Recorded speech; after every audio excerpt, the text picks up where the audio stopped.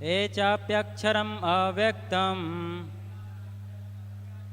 तेषां के योगवित्तमः तेषां के योगवित्तमः।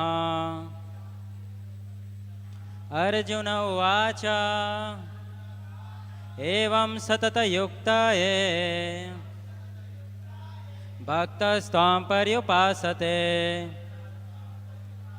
ये चाप्याक्षरम् अव्यक्तम् तेषां के योगवित्तमः। अर्जुन उवाच एवं सततयुक्ताये भक्तस्त्वां पर्युपासते ये चाप्याक्षरम् अव्यक्तम् तेषां के योगवित्तमः। आप में से कोई दोहराएंगे? अर्जुन उवाच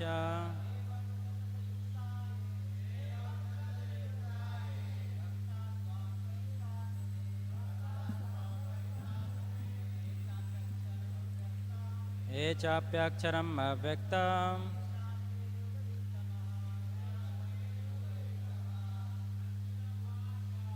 अर्जुन उवाच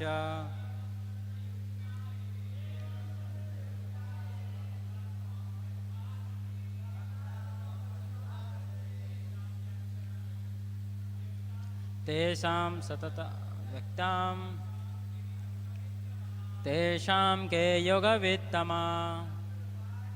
अर्जुन उवाच सतत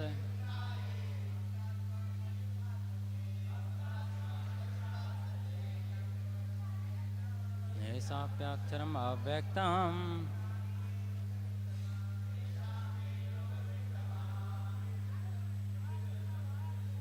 अर्जुन उवाच एवं सततयुक्ताये भक्तस्त्वां पर्युपासते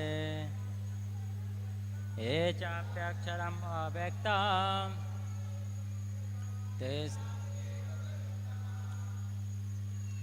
शब्दार्थ अनुवाद तात्पर्य शील प्रभुपाद जी के द्वारा। शील प्रभुपाद की जय। मेरे पीछे दोहराइए। अर्जुन उवाच अर्जुन ने कहा एवं इस प्रकार सतत निरंतर युक्तः तत्पर ये जो भक्तः भक्तगण त्वाम आपको पर्युपासते ठीक से पूजते हैं।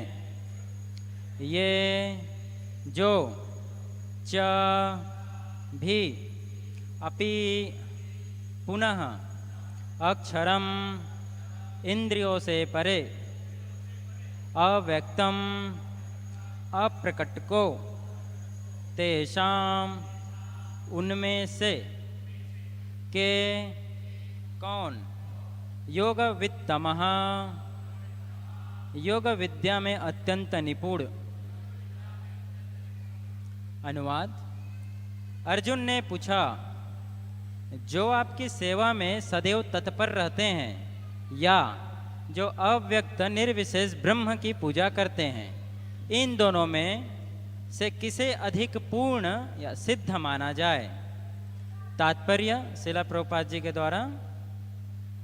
अब तक कृष्ण साकार निराकार तथा सर्वव्यापकत्व को समझा चुके हैं और सभी प्रकार के भक्तों और योगियों का भी वर्णन कर चुके हैं। सामान्यतः अध्यात्मवादियों को दो श्रेणियों में विभाजित किया जा सकता है, निर्विशेषवादी तथा सगुणवादी। सगुणवादी भक्त अपनी सारी शक्ति से परमेश्वर की सेवा करता है। निर्विशेषवादी भी कृष्ण की सेवा करता है, किंतु प्रत्यक्ष रूप से ना करके वह अप्रत्यक्ष निर्विशेष ब्रह्म की ध्यान करता है। इस अध्याय में हम देखेंगे कि परम सत्य की अनुभूति की विभिन्न विधियों से भक्ति योग सर्व उत्कृष्ट है। यदि कोई भगवान का सानिध्य चाहता है तो उसे भक्ति करनी चाहिए। जो लोग भक्ति के द्वारा परमेश्वर की प्रत्यक्ष सेवा करते हैं वे सगुणवादी कहलाते हैं।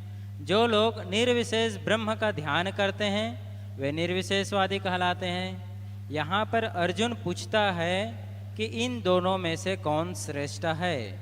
यद्यपि परम सत्य के साक्षात्कार के अनेक साधन हैं, किंतु इस अध्याय में कृष्ण भक्ति योग को सबों में श्रेष्ठ बताते हैं। यह सर्वाधिक प्रत्यक्ष है और ईश्वर का सानिध्य प्राप्त करने के लिए सबसे सुगम साधन है। भगवत गीता के द्वितीय अध्याय में भगवान ने बताया है कि जीव भौतिक शरीर नहीं है, वह आध्यात्मिक स्फुरलिंग है और परम सत्य परम पूर्ण है। 7वें अध्याय में उन्होंने जीव को परम पूर्ण का अंश बताते हुए पूर्ण पर ध्यान लगाने की सलाह दी है। पुनः 8वें अध्याय में कहा गया है कि जो मनुष्य भौतिक शरीर का त्याग करते समय कृष्ण का ध्यान करता है वह कृष्ण के धाम को तुरंत चला जाता है। यही नहीं, 6वें अध्याय के अंत में भगवान स्पष्ट करते हैं कि योगियों में से जो भी अपने अंतःकरण में निरंतर कृष्ण का चिंतन करते हैं वह परम सिद्ध माना जाता है।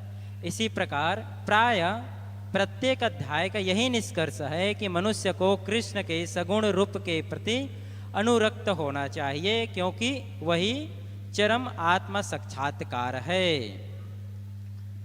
इतने पर भी ऐसे लोग हैं जो कृष्ण के साकार रूप के प्रति अनुरक्त नहीं होते।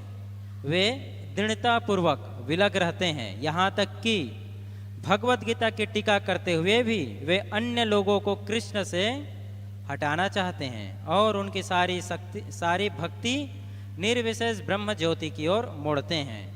वे परम सत्य के उस निराकार रूप का ध्यान करना श्रेष्ठ मानते हैं जो इंद्रियों की पहुंच से परे है तथा अप्रकट है। इस तरह सचमुच में अध्यात्मवादियों की 2 श्रेणियां हैं। अब अर्जुन यह निश्चित कर लेना चाहते हैं कि कौन सी विधि सुगम है और इन दोनों श्रेणियों में कौन सर्वाधिक पूर्ण है। दूसरे शब्दों में वह अपनी स्थिति स्पष्ट कर लेना चाहते हैं, क्योंकि वह कृष्ण के सगुण रूप के प्रति अनुरक्त है। वह निराकार ब्रह्म के प्रति आसक्त नहीं है। वह जान लेना चाहते हैं कि उनकी स्थिति सुरक्षित तो है। निराकार स्वरूप चाहे इस लोक में हो चाहे भगवान के परम लोक में हो, ध्यान के लिए समस्या बना रहता है। वास्तव में कोई भी परम सत्य के निराकार रूप का ठीक से चिंतन नहीं कर सकता। अतः अर्जुन कहना चाहते हैं कि इस तरह से समय गंवाने से क्या लाभ। अर्जुन को 11वें अध्याय में अनुभव हो चुका है कि कृष्ण के साकार रूप के प्रति आसक्त होना श्रेष्ठ है, क्योंकि इस तरह वह एक ही समय अन्य सारे रूपों को समझ सकते हैं और कृष्ण के प्रति उनके प्रेम में किसी प्रकार का व्यवधान नहीं पड़ता। अतः अर्जुन द्वारा कृष्ण से इस महत्वपूर्ण प्रश्न के पूछे जाने से परम सत्य के निराकार तथा साकार स्वरूप का अंतर स्पष्ट हो जाएगा। तो अभी हम प्रार्थना करेंगे, आप सब साथ में दोहरा सकते हैं। ओम अज्ञानतिमिरन्धस्य ज्ञानञ्जनशलाकया चक्षुरुन्मिलितं येन तस्मै श्रीगुरुवे नमः। श्रीचैतन्यमनोभीष्टं स्थापितं येन भूतले स्वयं रूपा कदा मह्यं ददाति स्वपदान्तिकं। वन्दे रूपं प्रजातं सहगण रघुनाथान्वितं साद्वैतं सावभूतं परिजनसहितं कृष्णचैतन्यदेवं श्रीराधा कृष्णपादान् सहगण ललिता श्रीविशाखान्वितं च। हे कृष्ण करुणा सिन्धु दीनबन्धो जगत्पते गोपेश गोपिका कांत राधा कांत नमस्तुते। तप्त कांचन गौरांगी राधे वृंदावनेश्वरी वृषभानुसुते देवी प्रणमामि हरि। वाञ्छकल्पतरुभ्यश्च कृपा सिन्धुभ्येव च पतितानां पावनेभ्यो वैष्णवेभ्यो नमो नमः। जय श्री कृष्ण चैतन्य प्रभु नित्यानंद श्री अद्वैत गदाधर शिवासादि गौर भक्तवृंद। हरे कृष्णा कृष्णा कृष्णा हरे हरे, हरे राम राम राम हरे हरे। हरे कृष्णा। सो आप सबका हार्दिक स्वागत है श्रीमद् भगवद गीता के इस कक्षा में, प्रवचन में। और आज हम पढ़ रहे हैं भगवद गीता, जो भगवान की वाणी है, भगवान के द्वारा कहे गए हैं। अध्याय 12, जिसका शीर्षक है भक्ति योग, और श्लोक नंबर 1 में हम चर्चा कर रहे हैं। अनुवाद इस प्रकार से है। अर्जुन ने पूछा, जो आपकी सेवा में सदैव तत्पर रहते हैं या जो अव्यक्त निर्विशेष ब्रह्म की पूजा करते हैं, इन दोनों में से किसे अधिक पूर्ण या सिद्ध माना जाए? तो भगवद गीता में टोटल 18 अध्याय है और इसे हमारे आचार्यगणों ने 3 भाग में बांटा है। पहले 6 चैप्टर, फिर 7 से 12, फिर 13 से 18। पहले 6 चैप्टर को मुख्य रूप से कर्म योग के बारे में बताया गया है। दूसरे मिडिल के 6 चैप्टर में भक्ति योग, जिसमें से ये 12वां अध्याय भक्ति योग का परिपूर्ण है, चरम विषय में बताते हैं भक्ति के बारे में। और लास्ट के जो 6 अध्याय है उसमें ज्ञान योग। एक्चुअली पूरे भगवत गीता में हर जगह भक्ति के बारे में ही भगवान ने वर्णन किया है। पहले 6 चैप्टर में भगवान बताते हैं कर्म के बारे में, कर्म करते हुए हम कर्म के माध्यम से कैसे भक्ति के स्तर में आ सकते हैं, निरासक्त हो सकते हैं, आसक्ति छोड़ सकते हैं। इसलिए आप पाएंगे कर्म योग जब पढ़ेंगे, भगवान जो है हर जगह अनासक्त होने का बात करते हैं। कर्म योग में हर जगह अनासक्त, यानी हमें अपने कर्म से आसक्त नहीं होना है, उसी को ही कर्म योग बोला गया है। जब हमारा कर्म जो है भगवान से जोड़ता है, योग करता है, उसे कर्म योग।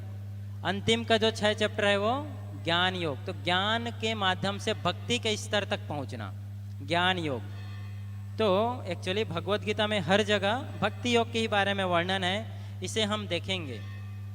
अभी अर्जुन ने प्रश्न पूछे हैं कि कृष्ण, आपके साकार रूप और निराकार रूप, 2 रूप है। आप पाएंगे विभिन्न प्रकार के लोग हैं इस संसार में। कई लोग कहते हैं कि भगवान का साकार रूप है, कई लोग कहते हैं भगवान का साकार रूप नहीं है, भगवान निराकार है ना। तो यहाँ पर अर्जुन प्रश्न पूछते हैं कि भगवान आपका जो साकार और निराकार है, इसमें से किसकी सेवा करके या फिर हम कौन सी पूजा करें जिसे अधिक सिद्ध माना जाए, पूर्ण माना जाए? तो एक्चुअली ऐसा प्रश्न अर्जुन ने पहले भी किया है ना। पहले जो है 9वें चैप्टर में अर्जुन प्रश्न पूछे हैं। ज्ञान यज्ञेन चाप्यन्ते यजन्ते माम उपासते एकत्वेन पृथक्केन बहुधा विश्वतो मुखम। वहाँ पर एक्चुअली अर्जुन ने 2-3 चीज़ों के बारे में भगवान कृष्ण से पूछे थे कि जो ज्ञान का जो पालन कर रहे हैं, ज्ञान के अनेक प्रकार से यज्ञ के माध्यम से कर रहे हैं, तो भगवान की पूजा उनके अद्वय रूप यानी कि निराकार रूप, उसके बाद विविध रूपों में और विश्व रूप में करते हैं, उनकी क्या गति होती है या फिर कैसे होता है उनका गति। अद्वय रूप कहने का अर्थ है भगवान का जो निराकार स्वरूप है, उसे अद्वय बोला गया है। एकत्वेना जिसको एक मानकर, है ना, अद्वय रूप। फिर पृथक के ना, विविध रूप, जिसे हम सामान्यतः आप देवी देवताओं की पूजा कह सकते हैं। भगवान के जो अलग एजेंट्स हैं यूनिवर्सल गवर्नमेंट में, जो इस संसार को चलाने में कार्य कर रहे हैं, जैसे इंद्रदेव, चंद्रदेव, सब भगवान की ही एजेंट है ना। भगवान के द्वारा ही ये बनाए गए, उनके ही मार्गदर्शन में कार्य कर रहे हैं और विश्व रूप की पूजा कर रहे हैं। तो इनकी कैसे क्या गति होता है? तो ऑलरेडी भगवान ने देवी देवताओं की पूजा करते हैं, उनके विषय में बता चुके हैं 9वें चैप्टर में, और विश्व रूप के बारे में भी बता चुके। पिछले चैप्टर में हमने पूरा उसका अध्ययन किया। अभी जो है भगवान कृष्ण से अर्जुन प्रश्न पूछ रहे हैं कि जो अद्वय रूप की पूजा करते हैं और साकार रूप की पूजा करते हैं, उनमें क्या कौन किसे हम श्रेष्ठ मानेंगे? तो 2 तरह के अध्यात्मवादी हैं। पहला निर्विशेषवादी और दूसरे सगुणवादी। निर्विशेषवादी यानी जो भगवान के निर्विशेष ब्रह्म की पूजा करते हैं। एक्चुअली शास्त्रों में भगवान जो है उनको 3 तरीके से जाना जा सकता है। जो परम सत्य है, परम तत्व है, उसे 3 प्रकार से हम जान सकते हैं, है ना। क्या क्या? ब्रह्मेति परमात्मेति भगवानेति शब्दते। ब्रह्मेति, ब्रह्मन के रूप में, भगवान के निराकार स्वरूप के रूप में। फिर परमात्मा के रूप में, परमात्मा यानी कि भगवान जो है हर किसी जीव के हृदय में परमात्मा के रूप में वास करते हैं। हर एक कण कण में, हर एक एटम में भगवान परमात्मा के रूप में वास कर रहे हैं। दूसरा स्टेज है। और उसके बाद भगवान स्वयं भगवान के रूप में, है ना, साकार रूप में जानना। इसके 3 तरह के जान सकते हैं, है ना। और श्रील प्रभुपाद जी ने ग्रंथ में इन तीनों चीज़ों को समझाने के लिए बहुत ही प्रकार से उदाहरण दिए हैं। जैसे प्रभुपाद जी उदाहरण देते हैं सूर्य का। सूर्य को हम कोई कमरे में बैठा रहता है तो सूर्य का प्रकाश जब आता है कमरे में तो समझ में आ जाता है कि सूर्य का उदय हो चुका है, राइट। तो एक सूर्य को जानना या सूर्य के प्रकाश को जानना एक चीज है। तो सूर्य के प्रकाश को जानने को किस चीज से कंपेयर किया गया है? इसको कंपेयर किया गया भगवान की जो ब्रह्म है उसको जानने के बराबर, जो सूर्य के प्रकाश को जानना। और कोई सूर्य को प्रकाश को जानने के बाद थोड़ा और आगे बढ़ता है, इसको शुरुआती ज्ञान है। कोई बोले कि सूर्य का प्रकाश ही सब कुछ है, तो ऐसा नहीं है, है ना। सूर्य के प्रकाश के अलावा क्या है? सूर्य लोक है, सूर्य का ग्रह है, सूर्य में वो सतह है। तो दूसरा स्टेज है आगे चलकर सूर्य के सतह को जानना, सूर्य को जानना, सूर्य की सतह को, सूर्य कैसा दिख रहा है, इसे बोला गया परमात्मा के रूप को जानना। और जब सूर्य लोक में कोई जाएगा, सूर्य ग्रह में जाएगा, तो वहाँ उसे भेंट होगी भगवान सूर्य देव से, सूर्य से। वहाँ पर अनेक विभिन्न प्रकार के लोग हैं, उनसे अलग अलग पर्सनालिटी से। तो ये किसके बराबर है? भगवान को जानने के बराबर। तो सूर्य एक ही है, लेकिन उसको भिन्न भिन्न तरीके से जानना, या तो सूर्य के प्रकाश के रूप में, सूर्य के सतह, या सूर्य का लोक, या फिर और अलग तरीके से इसको समझे तो जैसे कि ट्रेन, मान लीजिए एक गांव है, उस गांव में ट्रेन पहली बार आ रहा है, पहली बार उस गांव में ट्रेन आने वाला है। तो गांव के लोगों ने 3 व्यक्ति को भेजा कि जाओ देख कर आओ कि ट्रेन कैसा दिखता है, ट्रेन कैसा होता है। तो 3 व्यक्ति ट्रेन के प्लेटफॉर्म में खड़े थे। जब ट्रेन दूर से आता हुआ दिखा तो कैसा दिखता है? जब ट्रेन दूर से आता हुआ दिखता है तो लाइट, राइट, लाइट जलते आता है। तो जो पहला व्यक्ति था इतना उत्साहित था और भाग कर गया और गांव वालों को बताने लगा क्या कि ट्रेन कैसा होता है? ट्रेन जो है लाइट की तरह होता है, लाइट की तरह होता है वो। तो पहला, फिर गांव वाले ने बोला अच्छा ठीक है, ट्रेन कैसा होता है? लाइट के समान होता है। दूसरा जो व्यक्ति था थोड़ी देर और रुका, तो उसने जब ट्रेन को और करीब से आते हुए देखा तो पाया कि ट्रेन में क्या है? अलग अलग कंपार्टमेंट बने हुए हैं, अलग अलग बॉक्स है। तो वो भी अब दौड़ कर गया। अब मैं गांव वालों को बताता हूँ। तो गांव वालों को जाकर क्या बताया? अरे ट्रेन लाइट नहीं है, लाइट है उसमें जल रहा है, लेकिन ट्रेन डब्बे हैं, डब्बे के समान है ना, ट्रेन डब्बा डब्बा है, बॉक्सेस है। तीसरा व्यक्ति वही रुका रहा जब तक ट्रेन पटरी पे ना आ गई और पटरी छोड़कर चली ना गई। लेकिन जब ट्रेन पटरी पे आई तो उसने देखा कि ट्रेन डब्बे नहीं है, मात्र डब्बे नहीं है, बल्कि डब्बे के अंदर में व्यक्ति भी हैं, लोग हैं, जिसमें लोग यात्रा कर रहे हैं, विभिन्न प्रकार के व्यक्ति हैं। तो तीसरा व्यक्ति जब जाकर बताया तो आपको क्या लगता है इन तीनों में किसकी परिभाषा जो है ट्रेन के विषय में सही रहेगा? तीसरे व्यक्ति की परिभाषा, क्योंकि उसे ट्रेन के विषय में पूर्ण ज्ञान है कि ट्रेन जो है, ट्रेन में लाइट भी है, ट्रेन जो है डब्बे भी हैं, और ट्रेन के अंदर जो है व्यक्ति भी हैं जो यात्रा कर रहे हैं। तो उसी प्रकार से जो भगवान को पूर्ण तरीके से जानता है कि भगवान का निराकार स्वरूप भी है, उसी भगवान का निराकार स्वरूप है, वही भगवान अपने आप को परमात्मा के रूप में अपने आप को क्या बोलते हैं, विकसित करते हैं, एक्सपेंड करते हैं। और वही पूर्ण पुरुषोत्तम भगवान द्विभुज रूप में भी हैं, साकार रूप में है, और साकार रूप से ही ये निराकार रूप आया है ना। और ये तो बड़ा आसान है समझना कि आप देखो कभी भी निराकार से आकार नहीं आता है, हमेशा आकार से निराकार आता है। जैसे यहाँ प्रकाश है, लाइट है, तो लाइट कहाँ से आ रहा है? एक बल्ब है, उस बल्ब में सेफ है ना, उसका आकार है, आकार से निराकार आ रहा है, ना कि निराकार से आकार आता है। तो ये चीज हमें समझना चाहिए। तो अर्जुन का प्रश्न है कि निराकार का उपासना करना ज्यादा अच्छा है या फिर साकार रूप का, भगवान के रूप को जानना ज्यादा अच्छा है? ये प्रश्न अर्जुन पूछ रहे हैं। तो जैसा कि हमने पहले देखा कि भगवत गीता में हर जगह भक्ति योग का ही प्रचलन है, और आप अगर भगवत गीता यथारूप पढ़ेंगे प्रभुपाद की ग्रंथ, तो इसमें तो आपको हर जगह जो है भगवान की भक्ति की ही महत्ता को जानने को मिलेगा। और इसमें तो कैसे हमें पता चलेगा कि भगवत गीता में भक्ति के बारे में ही बताया गया है? तो जैसे कुछ भी पुस्तक हो, कोई भी पुस्तक हो, तो उस पुस्तक में किस विषय की जानकारी ज़्यादा है, इसको जानने का क्या तरीका है कि उस पुस्तक में, उस ग्रंथ में, ग्रंथ के शुरुआत में क्या दिया है, मध्य में क्या दिया है और अंत में क्या दिया है। उसके बाद उस पुस्तक में, उस ग्रंथ में किस चीज़ को बार बार बोला गया है, रिपीटेड किया गया है। और तीसरा कि किस चीज़ को बहुत ज़्यादा इम्फेसाइज किया गया है, महत्व दिया गया है। तो जब आप भगवद गीता पढ़ेंगे तो आपको पता चलेगा कि भगवान जो है भगवद गीता के पहले में, शुरुआत में, मध्य में और अंत में, तीनों जगह भगवान के रूप के विषय में और क्या बोलते हैं, भक्ति के विषय में तीनों जगह बताए हैं। सबसे ज़्यादा रिपीटेड किसी चीज़ का हुआ है तो भक्ति के विषय में हुआ है। और महत्व भी किस चीज़ का दिया जा रहा है, भक्ति के विषय में। सर्वधर्मान परित्यज्य मत पर, मेरे ऊपर आश्रित हो जाओ, मुझे जानो, है ना। तो आपको भगवद गीता जब हम पढ़ते हैं तो पता चलता है कि भगवान ने चाहे कर्म योग का सेक्शन क्यों ना हो, वहाँ पर भी भक्ति का ही महात्मा दिया है। जैसे दूसरा चैप्टर जब हम पढ़ते हैं तो वहाँ पर हमें पता चलता है कि भगवान क्या बताते हैं, नत्वे वहम जातु नासम न तुम ने में जनादीपा, है ना, कि हम सब आत्मा क्या है, अलग अलग हैं, एक नहीं है, है ना, सब अलग हैं। और पहले भी अलग थे, आज भी अलग और आगे भी अलग रहेंगे। जब हम भगवद गीता के दूसरे चैप्टर के ही 61वें श्लोक को पढ़ोगे तो उसमें बताया गया है, तानि सर्वाणि संयम्य युक्त आसित मत्परा।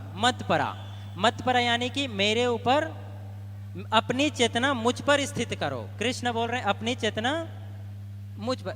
बताइए, दूसरा चैप्टर जो कर्म योग के सेक्शन में आता है, वहां पर भी भगवान कृष्ण किस पर जोर दे रहे हैं कि मुझ पर आश्रित हो जाओ। ये तो पूरा भक्ति योग का सेक्शन है। भक्ति योग में तो आप पाएंगे कि ना भगवान हर जगह जो है भक्ति योग की महत्ता को बताते हैं। जैसे कि 6वें चैप्टर में आप पढ़ेंगे, 6वां चैप्टर क्या है भगवद गीता का, ध्यान योग।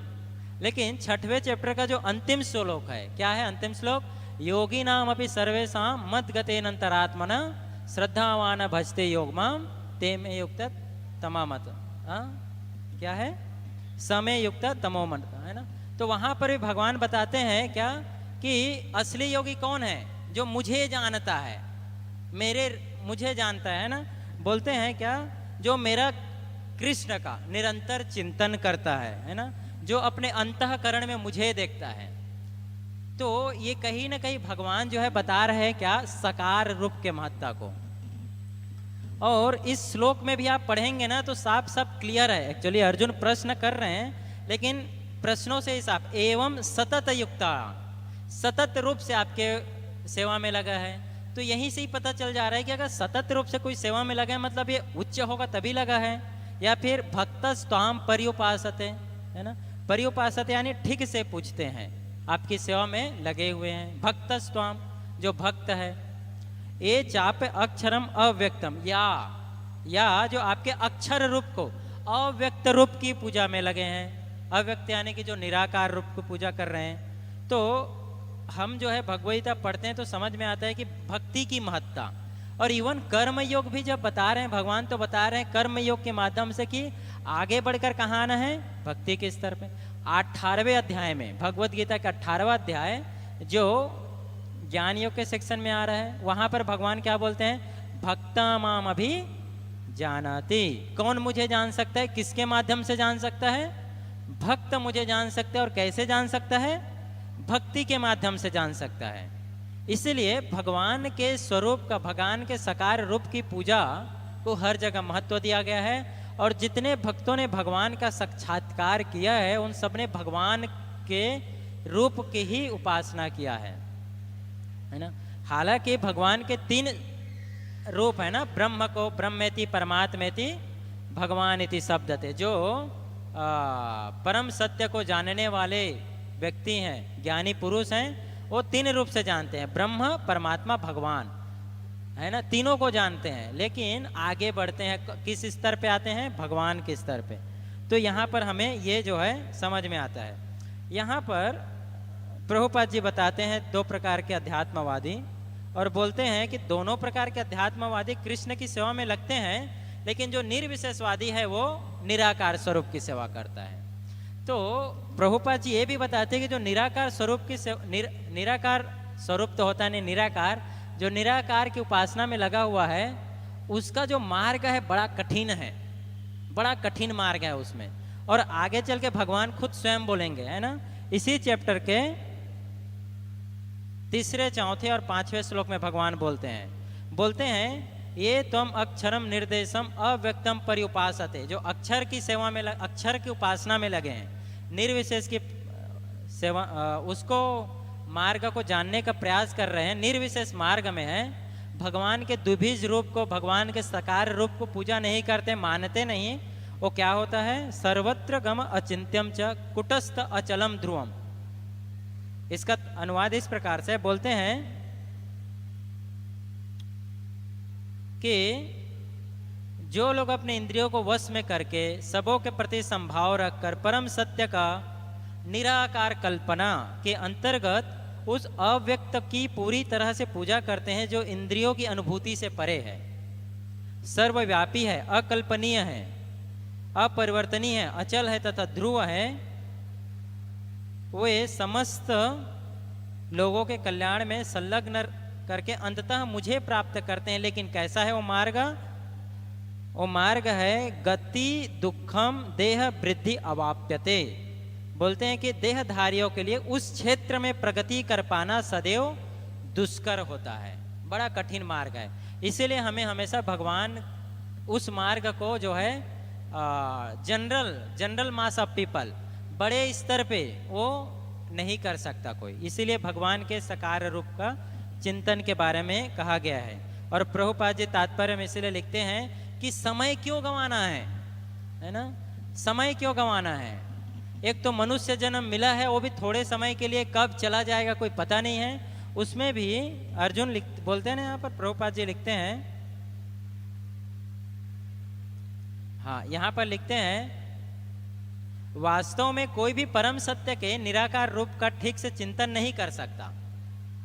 क्यों नहीं कर सकते? क्योंकि पता ही नहीं है निराकार स्वरूप का हम चिंतन कैसे करेंगे, है ना, पता ही नहीं है, जानकारी नहीं है। अतः अर्जुन कहना चाहते हैं कि इस तरह से समय गंवाने से क्या लाभ, है ना, समय गंवाने से क्या लाभ है? मनुष्य का जन्म मिला है, वो भी थोड़े समय के मिला है, ये कब चला जाएगा कोई अता पता नहीं है। तो समय गंवाने के बजाय जो चीज़ जहाँ पर गारंटीड सक्सेस है, जहाँ पर सफलता निश्चित है, वहाँ पर प्रयास करना ज़्यादा लाभकारी है। जो भगवान कृष्ण स्वयं बोल रहे हैं, भक्ता माम अभिजानाति, कि मुझे जान जाओगे, ऐसा कहीं नहीं बोले ना, कर्मी माम अभिजानाति या फिर ज्ञानी माम अभिजानाति। क्या बोल रहे हैं? भक्ता माम, जो भक्त है वो मुझे जान पाएगा। तो इसलिए हमें भगवान को जानने का प्रयास करना चाहिए। और भगवद गीता में भगवान बताते हैं क्या, जन्म कर्म चमे दिव्यम एवं योति तत्वता तक्तो देहम पुनर्जन्म नैति मामेति सो अर्जुना। बोलते हैं जो मेरे जन्म और कर्म को समझ जाता है। अब भगवान के जन्म और कर्म को समझने का क्या अर्थ है?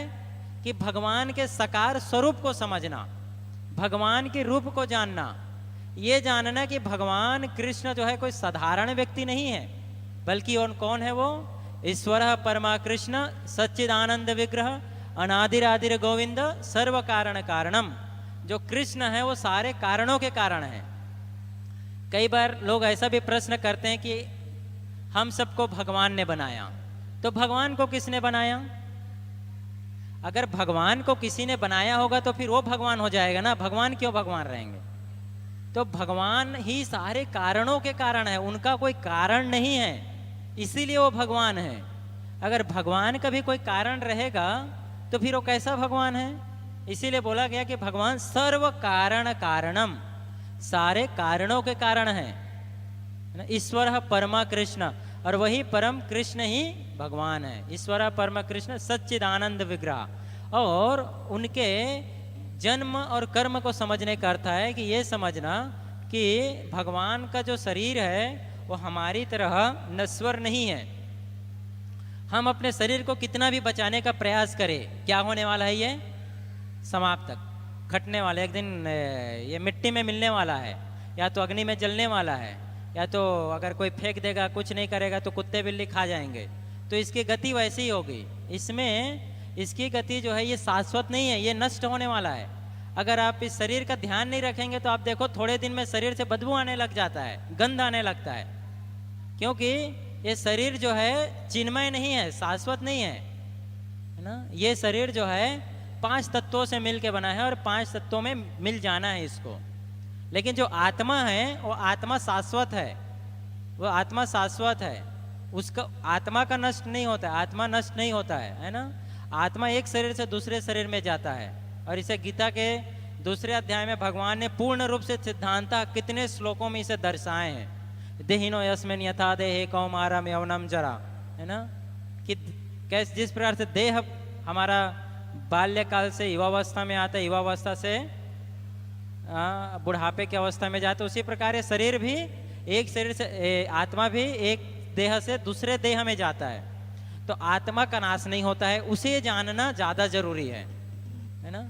और शास्त्र उदाहरण देता है, जैसे चिड़िया है ना, एक चिड़िया है, चिड़िया को अगर हम पिंजड़े में बंद रखेंगे और पिंजड़े की सफाई रोज कर रहे हैं, लेकिन वो चिड़िया को खाना नहीं खिला रहे हैं, तो चिड़िया की क्या गति होगी, थोड़े समय में मर जाएगा। उसी प्रकार से हमारी स्थिति है, क्योंकि हम आत्मा को ध्यान नहीं दे रहे हैं, आत्मा पे जो है ध्यान केंद्रित नहीं कर रहे हैं, इसीलिए संसार में दुख मिल रहा है। जैसे चिड़िया को अगर आप भोजन नहीं दियो तो चिड़िया डेली जो है तड़प तड़प कर मरने लगेगी। उसी प्रकार से हम भी संसार में सुख के लिए तड़प रहे हैं, परेशान हो रहे हैं, और इसीलिए इस संसार में इतना दुख है, इतने परेशान है लोग।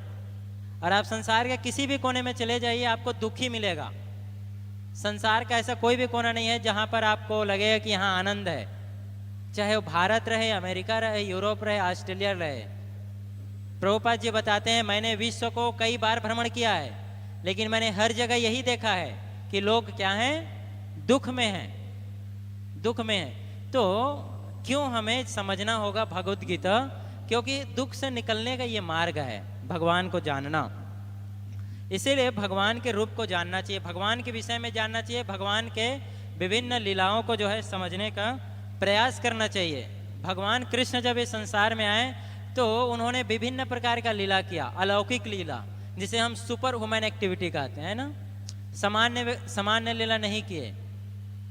जैसे भगवान कृष्ण जब बाल्यावस्था में थे, छोटे थे, तब एक बार जो है भगवान कृष्ण ने मिट्टी खा लिए, है ना। मिट्टी खाने के बाद जब उनकी माँ ने बोला मुंह खोलने को, है ना, तो उसकी माँ आश्चर्य में पड़ गई। क्या देखकर? भगवान कृष्ण के मुंह में ब्रह्मांड को देख करके। अब बताइए, छोटे से बच्चे के मुंह में ब्रह्मांड का कैसे दिखना कल्पना से परे है। इतना छोटा मुंह, उसमें इतना विशाल ब्रह्मांड आ कैसे सकता है, समा कैसे सकता है ना। ते जैसे मान लीजिए आप, कई बार हम भी डॉक्टर के पास आप जाते हैं, डेंटिस्ट के पास, या फिर कभी टॉन्सिल हो गया तो डॉक्टर मुंह खोलने को बोले, और आपने मुंह खोला और आपके मुंह के अंदर ब्रह्मांड दिख गया, तो डॉक्टर का क्या हालात हो जाएगा, है ना। तो भगवान कृष्ण ने मुंह के अंदर ब्रह्मांड दिखा है। ये अलौकिक लीला है, क्योंकि वो पूर्ण है ना, पूर्ण है, उनमें कोई कमी नहीं है। जैसे गोवर्धन लीला, भगवान कृष्ण जब 7 वर्ष का थे तो उन्होंने क्या किया, जब इंद्र ने उनको वृंदावन को वर्षा से पूरी तरीके से पानी से सराबोर वृंदावन भरने लगा, तो वृंदावन वासी की रक्षा के लिए भगवान कृष्ण ने क्या किया, अपने तर्जनी उंगली से, छोटी उंगली से क्या किया, उन्होंने गोवर्धन को उठा लिए। अब ये कोई सामान्य लीला नहीं है। हम आप जो है एक छोटे से पत्थर को नहीं उठा सकते हैं एक उंगली में, राइट।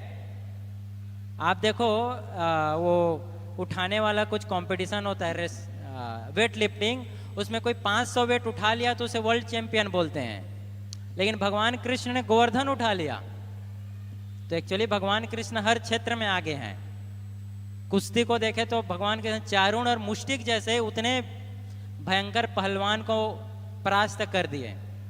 तो भगवान कृष्ण के विषय में जानना ही क्या है, असली हमारे मुक्ति का द्वार खुलता है ना। भगवान कृष्ण के विषय में जब हम जानने का प्रयास करते हैं, तो आप भगवान कृष्ण के जीवन में देखेंगे तो आपको पता चले कि भगवान के जितनी भी लीलाएं सब अद्भुत लीला है।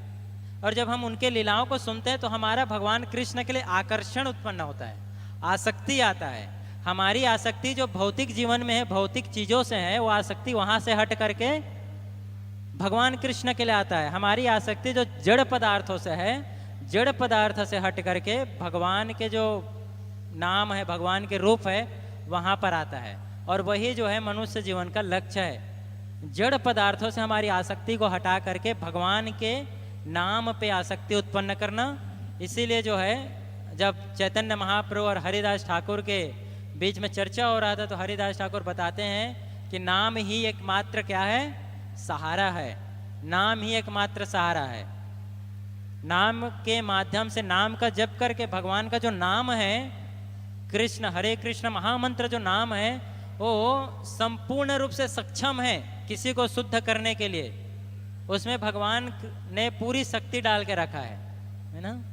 हम रोज शिक्षाष्टका में पढ़ते हैं, क्या है, हाँ, नाम नाम अकारी बहुधा निज सर्व शक्ति ना। भगवान ने अपने नाम में पूरी शक्ति डाल के रखा है।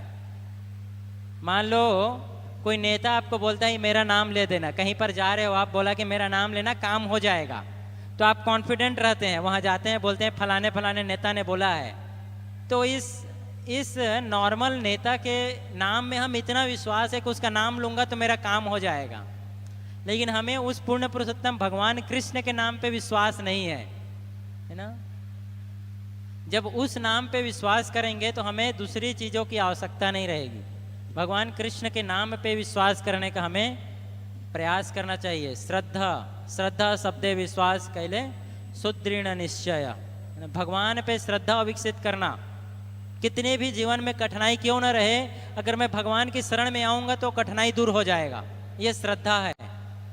जैसे प्रहलाद महाराज, कितना भी कठिनाई आया लेकिन उन्होंने हिरण्यकश्यपु से कभी नहीं बोला कि नहीं नहीं ठीक है अब मैं आपको भगवान मानने लग गया, नहीं। कितना भी कठिनाई आया उन्होंने भगवान विष्णु भगवान के ही शरण में रहे, कभी भी भगवान के शरण को नहीं छोड़े। और भगवान ने प्रहलाद के वचनों को सत्य करने के लिए स्वयं प्रकट हो गए फिर, है ना। सत्यम विधातु, है ना, प्रहलाद के वचन को सत्य करने के लिए भगवान जो है प्रकट हो गए। तो भक्तों के वचन की रक्षा भगवान स्वयं करते हैं, है ना। द्रौपदी की रक्षा के लिए भगवान श्री कृष्ण स्वयं आ गए, है ना। तो हमें समझना चाहिए कि भगवान कृष्ण जो है पूर्ण रूप से भगवान कृष्ण की साकार रूप की भक्ति करने से, जानने से हमारी भक्ति आसान हो जाएगी और हम भक्ति में बहुत जल्दी प्रगति कर सकते हैं। लेकिन निराकार स्वरूप के पीछे चलते रहने से जीवन निकल जाएगा। कई बार तो ऐसा भी देखा गया है, जो लोग निराकार के पीछे लगे रहते हैं ना, वो लोग प्रगति कुछ होता नहीं, बल्कि थोड़े दिन बाद सब कुछ छोड़ करके वापस भौतिक जीवन में लग जाते हैं।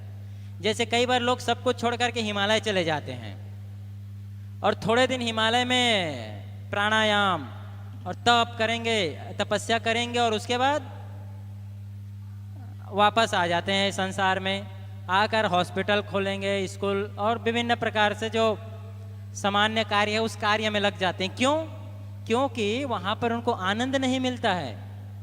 तो भगवान के रूप की, भगवान के साकार रूप की सेवा करने में आनंद है। सच्चित आनंद, आनंद स्वरूप है भगवान। तो भगवान के स्वरूप की सेवा करने से हमें आनंद की प्राप्ति होती है, इसलिए हमें सेवा करना चाहिए। और क्योंकि ये मनुष्य का जन्म मिला है तो हमें इसे पोस्टपोन नहीं करना चाहिए कि नहीं नहीं बाद में कर लेंगे, बुढ़ापे में कर लेंगे। बुढ़ापे में कभी भक्ति नहीं होता है। आप जितने बूढ़े व्यक्ति हैं उनसे कंफर्म कर सकते हैं, आप उनसे जाकर पूछ सकते हैं कि क्या भक्ति संभव है, तो उस समय तो दिखता ही नहीं है। आप पूछोगे तो उसे सुनाई भी नहीं देगा। इसलिए अभी अगर हमें पता चला तो हमें तुरंत भक्ति को आरंभ कर देना चाहिए, लेट नहीं रखना चाहिए। लेट नहीं कि कल करेंगे, कल नहीं करना, कल के लिए कोई काम नहीं छोड़ना चाहिए। भक्ति तो सर्वोपरि है। भक्ति सबसे, हमारे जीवन का जो सबसे प्राइमरी कार्य है, प्राइमरी यानी प्राथमिक कार्य है, प्राथमिक मनुष्य जीवन का जो प्रथम कार्य है वह है भगवान की भक्ति करना। कौमाराम आचता प्राज्ञो धर्मान भागवतान इह। प्रहलाद महाराज बोलते हैं कि छोटे बच्चे, जब बच्चा छोटा रहता है ना, तभी से उसे भक्ति सिखा देना चाहिए, भगवान का नाम लेना सिखाना चाहिए। जब छोटा रहता है बच्चा तो उसे मम्मी पापा बोलने के बजाय उसको भगवान का नाम लेना सिखाना चाहिए। जब वो भगवान का नाम लेकर मनुष्य जीवन की शुरुआत करेगा तो उसका जीवन अच्छा हो जाएगा। इसलिए हमें कृष्ण के नाम की सहारा लेना चाहिए। अभी मंदिर का पट खुल रहा है तो हम सब भगवान के नाम का जप करेंगे। आप सब लोग मेरे पीछे एक बार दोहराइए, हरे कृष्णा हरे कृष्णा कृष्णा कृष्णा हरे हरे हरे राम राम राम हरे हरे। भगतवाणी भगवत गीता की जय। श्रील प्रभुपाद की जय। गौर प्रेमानंदे।